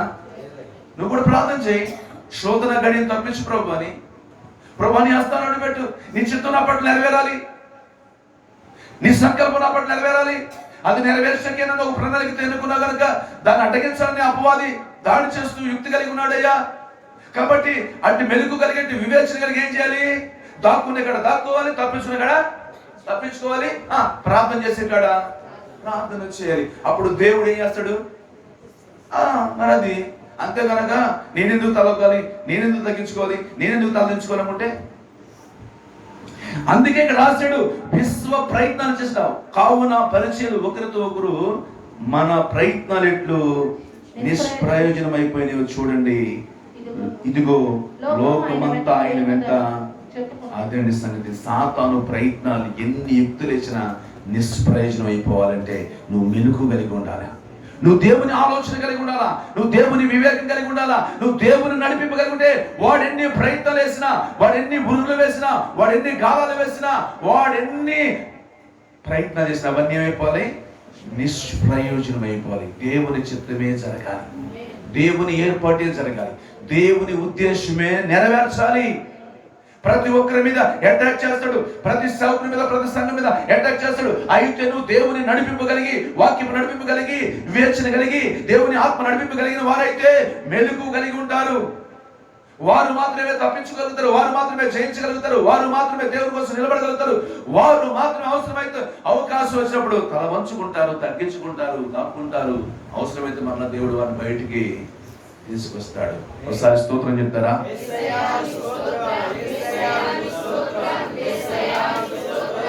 ఆ దేవుని నడిపింపు ఎలా ఉండదో, ఆ వాక్య నడిపింపు ఎలా ఉండదో, ఆ దైవజన నడిపింపు ఎలా ఉండదో, ఆ పరిశుద్ధాత్మిక వివేచన ఆలోచన ఎలా ఉండదో నీవు తెలుసుకోవాలి. రాజుల రెండవ గ్రంథము చూడండి, పరిశుద్ధ లేఖనంలో నుంచి దయచేసి 5వ అధ్యాయము, క్షమించండి 6వ అధ్యాయము 7వ వాక్యం చదువుతారా? అతడు దాన్ని పట్టుకోమని వాడితో చెప్పగా 8 సిరియా రాజు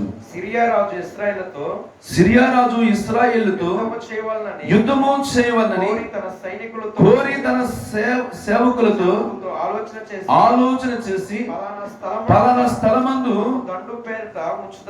మన దండు పేట ఉంచుదాము చెప్పెను.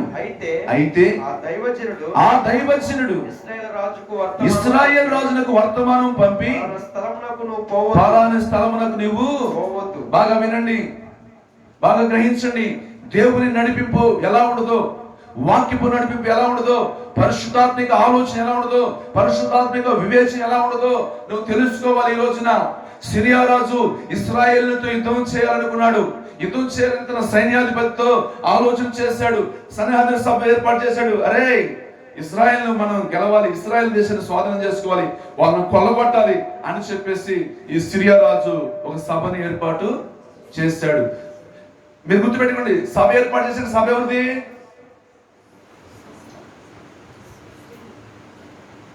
సందకాడి చెప్పా, సాతానుదని. సభ ఏర్పాటు చేసేది ఎవడు? వ్యక్తులను వాడుకుంటాడు, మనసులను వాడుకుంటాడు, రాజులను వాడుకుంటాడు, రాజ్యాలను వాడుకుంటాడు. అర్థమవుతుందా? బలహీనలు వాడుకుంటాడు. అర్థమవుతుందా? కనుక ఇప్పుడు సభ ఎవరిది? సాతానుది సభ. సిరియా రాజు సైన్యాధిపతి సైన్యము మొత్తాన్ని కూర్చోబెట్టాడు. రే, ఇశ్రాయేలు అంటే దేవుని ప్రజలు, ఇశ్రాయేలు అంటే ప్రార్థనా పరులు, ఇశ్రాయేలు అంటే దేవుని స్తుతించేవారు, ఇశ్రాయేలు అంటే దేవుని స్వకీయమైన సంపాదికం. ఆ సంపాదన మనం పాడు చేయాలి, ఆ ప్రజలు మనం పాడు చేయాలి, ఆ దేశాన్ని మనం మట్టి పెట్టాలి, అక్కడ ఉన్న వాటిని కొల్లబెట్టుకోవాలి, దాన్ని స్వాధీనపరచుకోవాలని వారు ఏం చేస్తారు? సనాతన సభ ఏర్పాటు చేసి ఆలోచన చేసి దండుని సిద్ధపరిచారు. ఏం ఏర్పాటు చేశారు? దండుని సిద్ధపరిచారు, సైన్యాన్ని మోహరింప చేశారు, దేవుడు దైవజనుడైనటువంటి ఎలీషాకి బయలుపరిచాడు. ఎలీషా, మీ రాజుకు చెప్పు, ఎలీషా మీ ప్రజలకు ముప్పు ప్రమాదం ఉంది కనుక నువ్వు తెలియచేయి అని దేవుని నడిపింపగలిగినటువంటి దైవజనుడికి తెలియచేశాడు. ఆ మాటని దైవజనుడు ఏం చెప్పాడు? దయచేసి రాజుగారు, సిరియన్లు సైన్యము మోహరించి ఉంది, దయచేసి మీరు ఈ యుద్ధానికి అక్కడికి వెళ్ళకూడదు, మంచిది, మీరు ఆ చోటికి పోవద్దు అని చెప్పాడు. వెంటనే ఆ రాజు, ఇశ్రాయేలు రాజు ఏం చేశాడంటే, మన ముందు ఎవడు నిలిచేది, ఎన్ని జయించి రాలేదంటావో, ఎన్ని దాటి రాలేదంటావో, నరికేస్తాం, పొడి చేస్తాం అన్ని అహముతో అతిశయంతో యుద్ధానికి వెళ్ళక, అర్థమవుతుందా, వెళ్ళి దైవజనుడు సెలవిచ్చిన చోట ఆ తండు ఉన్నారో లేదో చూసి రండి అని చెప్పి పంపించారంట. వారు వెళ్ళారు, దైవజనుడు చెప్పినట్టుగానే వారు ఉన్నారయ్యా, దండుపేటలు దిగారయ్యా, మోహరించారయ్యా అని చెప్పగానే ఈ ఇశ్రాయేల్ రాజు తన ప్రజలను కాపాడుకున్నాడంట. వింటున్నావా? నీవు కూడా ఆ నడిపింపులోనికి రావాలి, దైవజన నడిపింపులోనికి రావాలి, పరిశుద్ధాత్మ నడిపింపులోనికి రావాలి, వాక్యపు నడిపింపులోనికి రావాలి, వివేచన నడిపింపులోనికి రావాలి.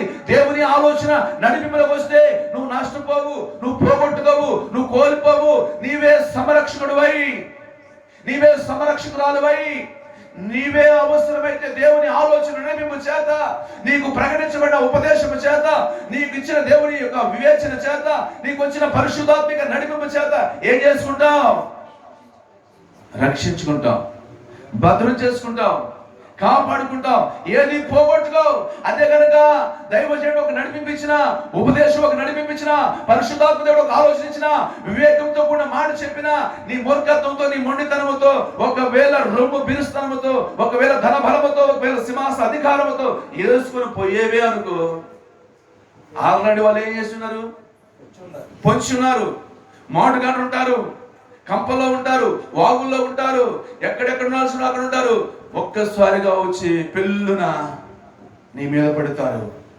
ఎంత నష్టం, జన నష్టం, ఎంత నష్టం, ఆస్తి నష్టం, ఎంత నష్టం, ప్రాణ నష్టం, ఏదో ఒక విధమైనట్టు కలిగింది. అందుకే దేవుని నడిపింపు ఒకటి ఉంటుంది, ఉపదేశం నడిపింపు ఒకటి ఉంటుంది, దైవజన నడిపింపు ఒకటి ఉంటుంది, పరిశుద్ధాత్మ ఆలోచన ఒకటి ఉంటుంది, పరిశుద్ధాత్మిక వివేచన ఉంటుంది. వెంటనే నువ్వేమైపోవాలంటే ఆ నడిపింపుకు లోబడిపోవాలా, ఆ ఉపదేశానికి లోబడిపోవాలా, ఆ పరిశుద్ధాత్మ ఆలోచనకి లోబడిపోవాలా, ఆ పరిశుద్ధాత్మనిచ్చే వివేకము చేత. అందరూ పంపించాడా? అంటాడండి, అందరూ పంపించాడా? ఆ పంపించేటప్పుడు అందరూ పంపిస్తాడు. ఎట పంపిస్తాడు? ఎట పంపిస్తాడు? ఇప్పుడు పోలీసులు వస్తారండి, ఎట్ట వస్తారు? పట్టుకోండి, గుడ్లు కాసి వాడి మీద వస్తారు, తల కూడా చుట్టుకొని, మంచోడు కట్టుకొని, లుంగివాడు కట్టుకొని, పెద్ద సోవాడు చేతిలో పెట్టుకొని, ఇటు వచ్చిన బాబు గుళ్ళు కనపడ్డా మీకు ఏమన్నా? అర్థమైందా? మరి అంతే కదా, మాటు కంటే అంతేగా ఉంటారు కదా. యూనిఫామ్ మీద వస్తున్నావా? రాదు కదా. పట్టుకులు వస్తున్నావా? గాఢని ఎత్తున నువ్వు గుర్ర పెట్టిన మీద వచ్చి చక్కగా డోర్ కొడితే తలుపు దిగాల బయట పోతే టాక్టర్ పట్టేసుకుంటారు. అలాగా ఒక వివేచన కలిగి, దేవుని నడిపింపగలిగి, పరిశుద్ధాత్మ యొక్క ఉపదేశం చేత, దేవుని మాట చేత ఆ సిరియా రాజు సైన్యమునకు అప్పగింపబడక ఇశ్రాయేలు రాజు ఏం చేశాడు? తన సైన్యాన్ని, తన ప్రజలు, తన పట్టణాన్ని కాపాడుకున్నాడు. హల్లెలూయా, హల్లెలూయా.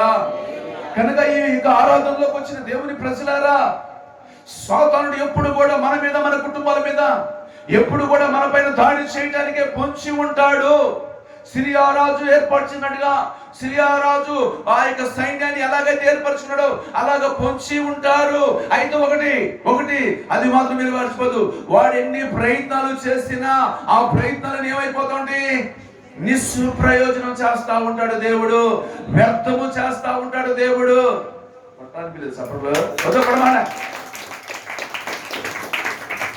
వాడెన్ని ప్రయత్నాలు చేసినా ఆ ప్రయత్నాలన్నీ దేవుడు ఏం చేస్తూ ఉంటాడు? నిష్ప్రయోజనం చేస్తూ ఉంటాడు. వాడు ఎన్ని ప్లాన్లు వేసినా, ఎంతమంది మోటగాడు పెట్టినా అవన్నీ కూడా దేవుడు ఏం చేస్తూ ఉంటాడు? వ్యర్థపరుస్తూ ఉంటాడు. హల్లెలూయా. వ్యర్థపరుస్తూ ఉంటాడు. వాడికి పిచ్చెక్కిపోయిందంట. ఎవడికి? అది మాత్రం గుర్తుపెట్టుకుని, సైతానికి పిచ్చెక్కిపోయిందంట, గంగరెత్తి పోతాడంట. వాడికి అర్థం కాదండి. ఇక ఏంట్రా బాబు, మనం ఎన్ని ప్రయత్నాలు చేసినా ఓడిపోతున్నాం, ఎన్ని ఆలోచనలు చేసినా ఆలోచనలన్నీ కూడా విడిచిపోతున్నాయి. ఏంట్రా అసలు అర్థం కాదు. మనలో ఎవడైనా ఇన్ఫార్మర్ ఉన్నాడా?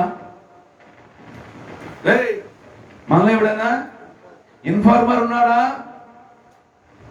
ఏంటి ఇలా జరిగింది? అసలు మనం వేసిన ప్లాన్ అన్ని తెలిసిపోతున్నాయి.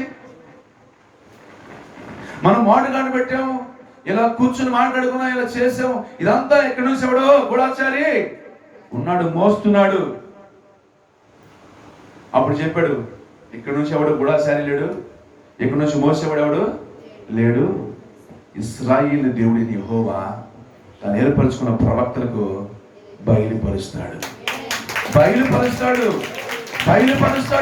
తన పిల్లలను కాపాడుకోవడం కోసము ఆయన ఆలోచించి, వివేచనించి, నడిపింపనిచ్చి తన పిల్లలను కాపాడుకుంటాడు. వారి దేవుడు అలాంటి దేవుడు. వారి దేవుడు అతను గొప్ప దేవుడు. వారి దేవుడు అతను శక్తి గల దేవుడు కనుక తన ప్రవక్తలకు బయలుపరుస్తూ ఉంటాడు, తన ప్రవక్తలకు తెలియజేస్తూ ఉంటాడు. హల్లెలూయా. మొత్తానికి ఆ సంగతి ఆ సిరియా రాజు సైన్యములు చెప్పినప్పుడు ఇక చెప్పా పెట్టకుండా అంట, రథములతో, గుర్రములతో, సైన్యముతో వచ్చి మోహరించేశారంట. ఇక పీస్ తెల్లవారుతా ఉందంట. పనివాడు బయటకు వచ్చి చూస్తే ఎవరు కనపడుతున్నారు? సిరియా రాజు దండు సైన్యము మోహరించినట్టుగా దగ్గరగా వచ్చి చుట్టుముట్టేసినట్టు కనబడతా ఉందంట. ఇంకేముంది దైవజెండా అయిపోయాం, దైవజెండా ఇంకేముంది అయిపోయింది. అయ్యా నాయన తండ్రి దేవా నాయన అన్నాడు. ఏంట్రా ఏం జరిగింది అన్నాడు. గాబరు పడుతున్నాం ఏంటి, భయపడుతున్నాం ఏంటి, కలవరపడుతున్నాం ఏంటి నాన్న అన్నాడు. ఇంకేముంది అయ్యా, సిరియా సైన్యం వచ్చి చుట్టుముట్టేసింది, మనం చేసిన చుట్టుముట్టేసింది, మన ప్రజలు చుట్టుముట్టేసింది, అయిపోయాయి, ఆ చేతిలో మన బందీలు అయిపోయాయి, ఎంతమంది ప్రాణాలు పోతాయో, ఏం కొళ్ళు పట్టుకుపోతా అన్నాడు. అప్పుడు అంటున్నాడు, ప్రభువా వీడి కనులు తెరువు చేయి నాయనా అని ప్రార్థన చేస్తే వాడి కనులు తెరవబడితే వాడికి కనబడుతున్నాయంట దేవుని యొక్క అగ్నిరథాలు, పర్వతములు వాడి చుట్టూ కనబడుతున్నాయి. నీకు తెలియదు బిడ్డలారా, నీ దేవుడు నీ కొరకు ఏర్పాటు చేసిన ప్రొడక్షన్, నీ దేవుడి కొరకు ఏర్పాటు చేసినటువంటి యొక్క కాపుదల, నీ దేవుడి కొరకు ఏర్పాటు చేసిన భద్రత నీకు తెలియదు. ఆ కన్నులు తెరవబడినప్పుడు మాత్రమే తెలుస్తుంది. ఆ సంగతి ఎరిగి ఉన్నారు ఎవరు? ఎలీషా ప్రవక్త ఎరిగి ఉన్నాడు. కానీ ఎలీషా ప్రవక్త దగ్గర ఉన్నాడే గెహజీ, అతనికి మాత్రము తెలియలేదు. అందుకే నీకు తెలియదు, నీకు కనబడరు. ఆయన పనిచేస్తూనే ఉంటాడు, ఆయన దూతలు పనిచేస్తూనే ఉంటాయి, ఆయన నిన్ను వెంబడిస్తూ ఉంటాడు, ఆయన దూతలు నిన్ను వెంబడిస్తూ ఉంటాయి, నిత్యము నిన్ను కాపాడుతుంది. అందుకే ఇశ్రాయేలును కాపాడువాడు పునకడు నిద్రపోడు, నీ కుడి పక్కన నీడగా ఉండి, నీ కుడి పక్కన తోడుగా ఉండి, నీ ప్రాణమును ఆయన సేవిస్తూ నీ రాకపోకలు ఆయనను కాపాడుతున్నాడు. ఎవరు కాపాడుతారు అనుకున్నామండి? ఆయన కాపాడుతున్నాడు, ఆయన దూతలు కాపాడుతున్నాయండి. వెళ్ళే ప్రయాణంలో, చేసే పనుల్లో, అలసిపోయిన నీ జీవితంలో ప్రాణాన్ని శాంతి తీరుస్తున్నా, నీ రాకపోకల్లో కాపాడుతూ, పగల ఎండ దెబ్బ నీకు తగలకుండా నీడగా ఉంటున్నాడు, రాత్రి వెన్నెల దెబ్బ తగలకుండా నేను కాపాడుకుంటున్నాడు. ఎంత కృపగల దేవుడు, ఎంత ప్రొడక్షన్ అండి. ఏ సీఎం కూడా, ఏ పిఎం కూడా లేదండి. వాళ్ళ ప్రాణాలు ఎప్పుడు పోతే వాళ్ళకే తెలీదు. వాళ్ళు పెట్టుకున్న వాళ్ళ చేతుల్లోనే పోవచ్చు. ఒకవేళ వాళ్ళంత ప్రొడక్షన్ ఉన్నా, అంత సైన్యం ఉన్నా, అంత బలగాలున్నా, ఏదో ఒక రకంగా మట్టు పెడుతున్నారు. కానీ నిన్ను మాత్రం కునకగా నిద్రపోక కృప చూపుతూ కాపాడుతున్నాడు. ఆయన సన్నిధి నీతో ఉంచుతున్నాడు, ఆయన మహిమను నీతో ఉంచుతున్నాడు, ఆయన ప్రభావం నీతో ఉంచున్నాడు. అగ్ని రథములుగా, అగ్ని పర్వతములుగా ఆయన నీ చుట్టూ ఉంచాడు. నిన్ను చేరుకోలేరు, ఏది నిన్ను కదిలించలేదు, ఏది నిన్ను తాకలేదు.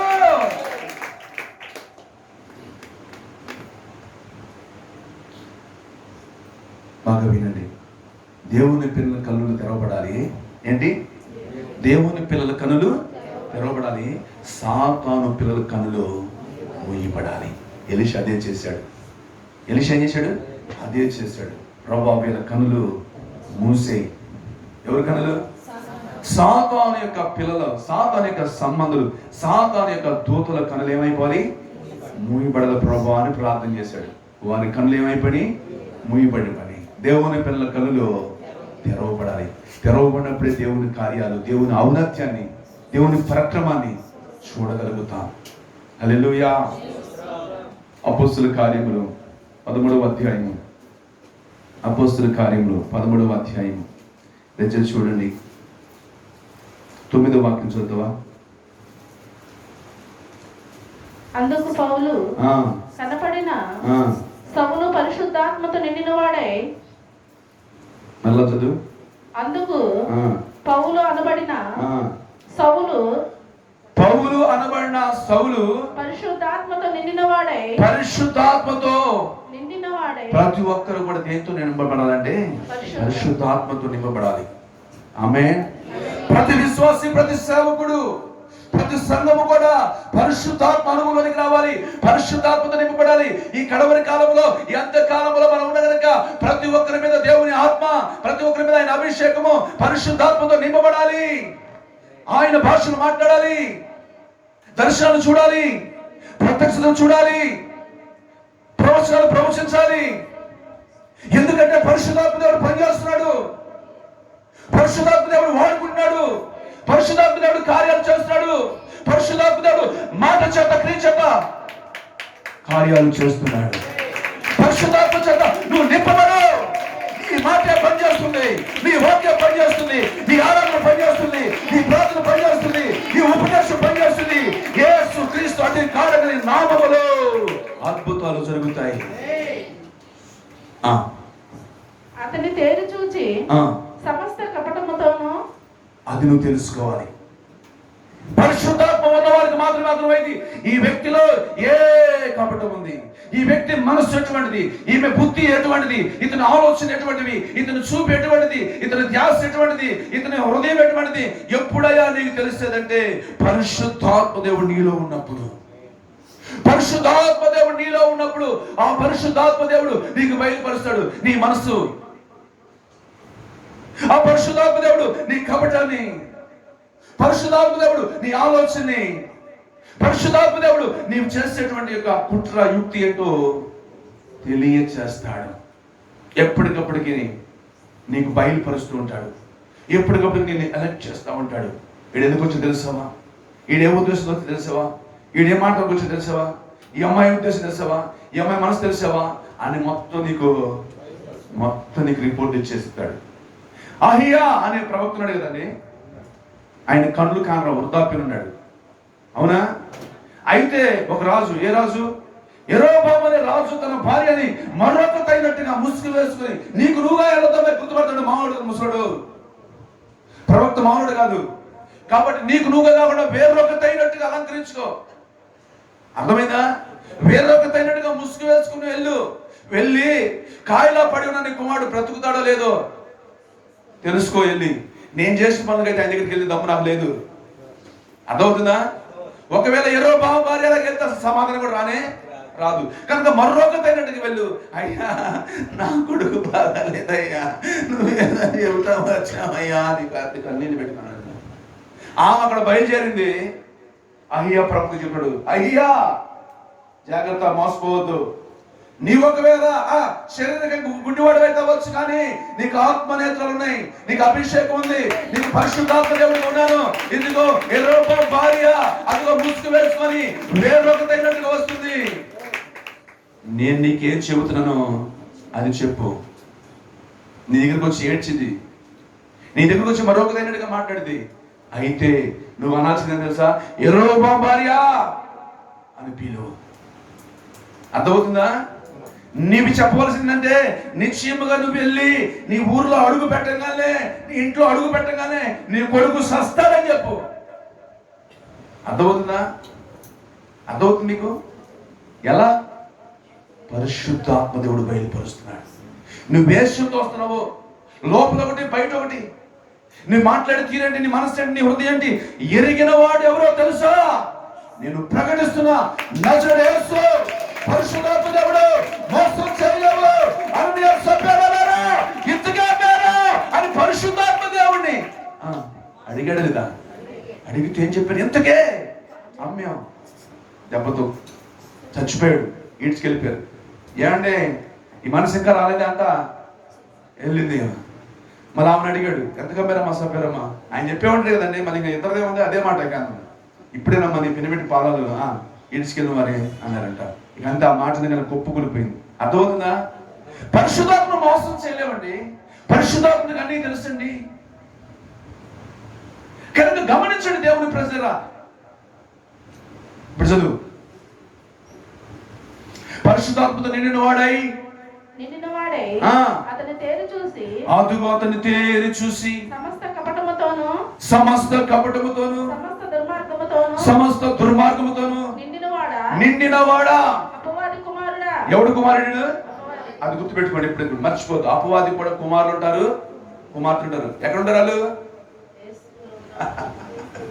మనతోనే ఉంటారు, మన మధ్యలోనే ఉంటారు, సంచరిస్తూనే ఉంటారు. నువ్వు తెలుసుకోలేవు. కాకపోతే ఎవడు కుమారుడా? అర్థమవుతుందా? ఇది ఎవరి కుమార్తె నీకు తెలుసుకోలేవు.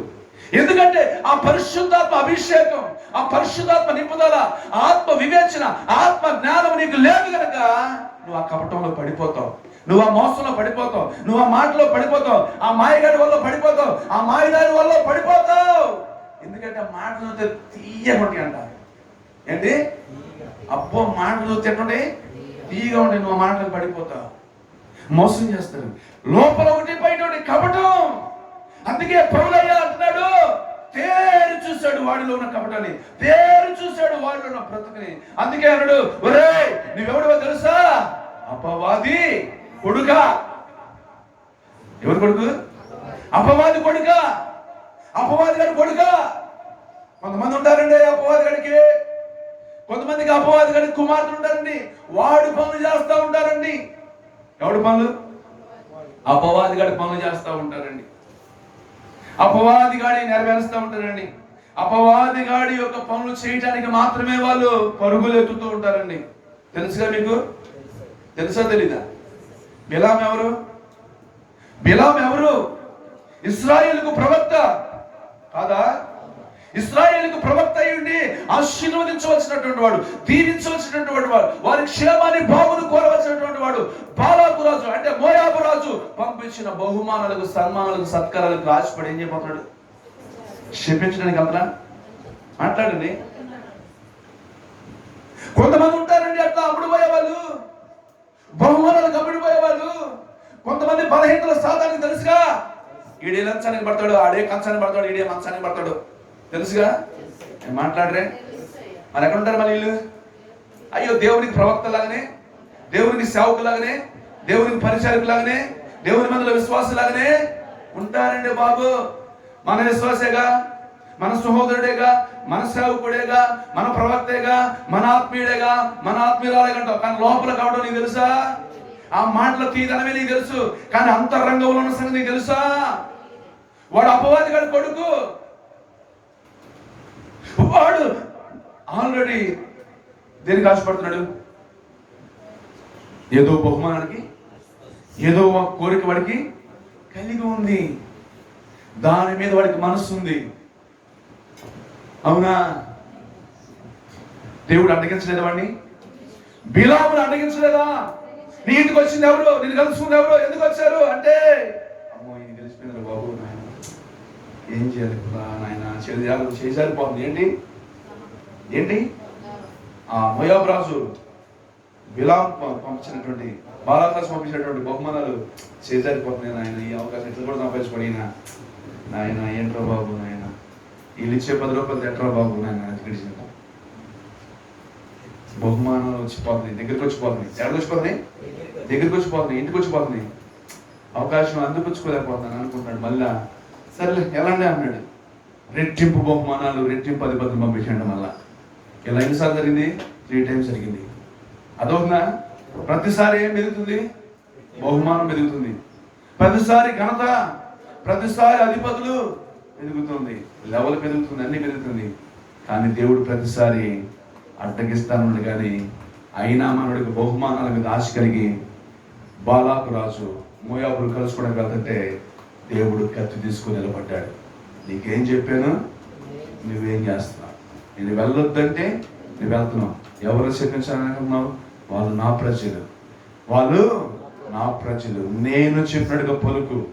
నీ నోట శాపమే కనుక ఒకవేళ వస్తే నీ తాట తీస్తానన్నట్టుగా దేవుడు హెచ్చరిస్తే తన కనులు తెరవబడ్డాయి.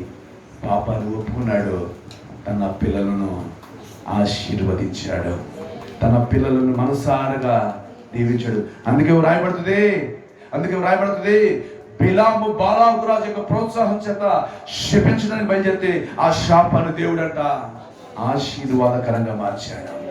ఈ రోజున చూడండి, ఈ సమాజంలో చాలా మంది మీ శాపాన్ని కోరుకునే వారు ఉన్నారు. మిమ్మల్ని శపించాలని, మీ జీవితాన్ని, మీ కుటుంబాన్ని నాశనం చేయాలని కోరుకునేవారు ఎక్కడో లేరు, మీ మధ్యనే ఉన్నారు. మీ దీపాలు ఆర్పాలనుకునేవారు, మీ కుటుంబాన్ని నాశనం చేయాలనుకునేవారు, మిమ్మల్ని, మీ కుటుంబాన్ని, మీ దీపాన్ని ఆర్పేసి దిక్కులేని వారుగా చేయాలనుకునేవారు ఎక్కడో ఉండరు. ఈ సమాజంలోనే, ఈ సొసైటీలోనే, మీ మధ్యనే, మీ కుటుంబాల మధ్యనే ఉంటారు. ఊరుకున్నాడా? ఆ ప్రయత్నాలు ఫలింపజేశాడా అన్న? వాళ్ళ యుక్తిని, వాళ్ళ ఆలోచనని చెప్పాలి మీరే, నిష్ప్రయోజనము చేశాడు. అందుకే యోహాను రాసిన 2వ పత్రిక 1వ అధ్యాయము 8వ వాక్యం చదువుకో, ఏం చెప్తున్నాడు? యోహాను రాసినటువంటి 2వ పత్రిక 1వ అధ్యాయము 8వ వచనం. అట్టివాడే వంచకుడును, అదిగో అట్టివాడు వంచకుడును, క్రీస్తు విరోధి అయి ఉన్నాడు, క్రీస్తు విరోధి అయి ఉన్నాడు. మేము మీ మధ్యను నెరవేర్చిన కార్యములు చెడగొట్టుట మీరు పూర్ణ ఫలము పొందినట్లు. అదిగో మీరు దేవుడు మీకు ఇచ్చినటువంటి ఏమైనా ఉంటే చెడగొట్టకుండా చూసుకోండి, జాగ్రత్తగా చూసుకోండి. మీ జీవితాలను, మీ కుటుంబాలను, దేవుడిచ్చిన ఆశీర్వాదాలు, దేవుడిచ్చిన ఆరోగ్యాన్ని, దేవుడిచ్చిన సంపదని, దేవుడిచ్చిన అభిషేకం, పరిశుద్ధాత్మ, విశ్వాసం, పరిపూర్ణత, ఈ ఫలాలు ఏవైతే ఇచ్చాడో అవి చెడగొట్టేవాడు ఒకడున్నాడు. ఆ ఫలాలు రాల్పాలని, ఆ పరిశుద్ధతను పాడు చేయాలి, విశ్వాసాన్ని పాడు చేయాలి, భక్తిని పాడు చేయాలని, ఏదో ఒక రకంగా మిమ్మల్ని, కుటుంబాన్ని చెడగొట్టాలని చూసేవాడు. కనుక మీరు ఏం చేయాలి? ఇప్పుడు వాటిని జాగ్రత్తగా మీరు చూసుకోండి. ఎవడు చెడగొట్టేవాడు, ఎవడు మంచివాడు మీకు తెలియదు తల్లిదారా, మీకు తెలియదు నానా, తెలుసుకోండి ఇప్పటికైనా. ఎవడు కపటము, ఎవరి యొక్క అపవాది కుమారుడు, వాడు ఏం చేస్తారంటే తిన్నని మార్గాల్ని చెడగొడతారు. ఏ మార్గాల్ని? తిన్నని మార్గాల్ని చెడగొడతారు. నీ పరిశుద్ధాన్ని, ప్రార్థన జీవితాన్ని చెడగొడతారు, నీ విశ్వాసాన్ని, భక్తిని చెడగొడతారు. వాడు చెడిది కాక ఎట్టగొట్టి నిన్ను చెడగొట్టడమే పని. అందుకే జాగ్రత్తగా ఉండండి, జాగ్రత్తగా ఉండండి. దేవుడిచ్చిన ఆ ఫలాన్ని మీరు నిలుపుకోండి. దేవుడిచ్చిన ఆ పరిశుద్ధత, దేవుడిచ్చిన ఆ రక్షణ, దేవుడిచ్చినటువంటి ఆత్మీయ జీవితాలని, దేవుడిచ్చిన వరములు, తలంతుల్ని జాగ్రత్తగా కాపాడుకోండి, జాగ్రత్తగా కాపాడుకోండి. వాటిని మీరు చెడగొట్టుకోమాకండి. మీ విరోధైనా, నా విరోధైనా, మన విరోధైనా, అందరి విరోధం ఒకడే. ఎవడాడు? సాతానుడు. చెడగొట్టడానికి శతవిధాల ప్రయత్నాలు చేస్తాడు. అప్పుడు నువ్వేం చేయాలంటే ప్రార్థన చెయ్యి. పౌలు గారు ప్రార్థన చేసి, ప్రభువా వీడి మొత్తు, వీడి కనులు ఎలా చేయాలా? వీడి కనులు మూసివేయి ప్రభా, వీడి గుడ్డివాడిగా చేయి ప్రభా అన్నాడు. అంతే, వాడు గుడ్డివాడు అయిపోయాడు. నీకు చేతనైతే ఏం చేస్తావు తెలుసా? దావీదు వలె ప్రార్థన చేయి. అహీతోపెల ఆలోచన చెడగొట్టు ప్రభా, సాతాను ఆలోచన చెడగొట్టు ప్రభా, నా బిడ్డలు పాడు చేస్తున్న ఆలోచన చెడగొట్టు ప్రభా, నా భర్తను పాడు చేస్తున్న ఆలోచన చెడగొట్టు ప్రభా, నా కుటుంబం మీద కీడు జరుగుతున్న వారి ఆలోచనలు ఏం చేస్తావు? ప్రార్థన చేయి. దావీదు ఏం చేశాడు? మాట్లాడండి రా, ప్రార్థన చేయాలా? అహీతోపెల ఆలోచన చెడగొట్టు ప్రభా అని. అహీతోపెల ఆలోచన అంటే ఏం చెప్పుకోవాలి ఇప్పుడు మనం? సాతాను ఆలోచనలు, సాతాను సంబంధమైన, సాతాను కుమారుడు, సాతాను కుమార్తె యొక్క ఆలోచనలు చెడగొట్టు ప్రభువా అని ప్రార్థన చేయి. దావీదు ప్రార్థన చేశాడు. అహీతోపెలు చెప్పిన ఏ ఆలోచన కూడా జరగలేదు. జరగపాడు చూసి వెళ్ళిపోయి ఏం పెట్టుకున్నాడు? ఊరి పెట్టుకున్నాడు. యోధాయస్కర్ అయితే ఏం చేశాడు? ఊరి పెట్టుకున్నాడు. అంతే. సాతానుడు ఎన్ని ప్రయత్నాలు చేసినా అవన్నీ నిష్ప్రయోజనం అయిపోతాయి, వ్యర్థం చేస్తాడు. కానీ నువ్వు ఉండవలసిన రీతిలో ఉండు. ఎలా? పరిశుద్ధాత్మ నడిపింపులో, వాక్యపు నడిపింపులు, దైవజన్ యొక్క నడిపింపులు, దేవుని ఆలోచన, దేవుని వివేచన నడిపింపులు ఉండి నిన్ను నువ్వుగా చెప్పండి జాగ్రత్తగా కాపాడుకో. చెడగొట్టుకోవద్దు, పాడు చేసుకోవద్దు. దేవుడిచ్చిన దాన్ని కాపాడుకో. దేవుడిచ్చినటువంటి ఆత్మీయతని, దేవుడిచ్చినటువంటి సమృద్ధిని, దేవుడిచ్చిన కృపలు, వరములు, తలంతులు, అభిషేకము, దేవుడిచ్చిన ప్రతి దాన్ని కూడా కాపాడుకో. దేవుడి మాటలు దీవించి ఆశ్రయించును గాక. ఆయన సన్నిధి సమాధానం మీకు తోడై నడిపించి కాపాడును గాక. కృప సమృద్ధిగా మీకు కుమ్మరించబడును గాక. విడుదల కలుగును గాక, స్వస్థత కలుగును గాక, నెమ్మది కలుగును గాక, సమాధానం కలుగును గాక. మోకరించి ప్రార్థన చేసుకుందాం.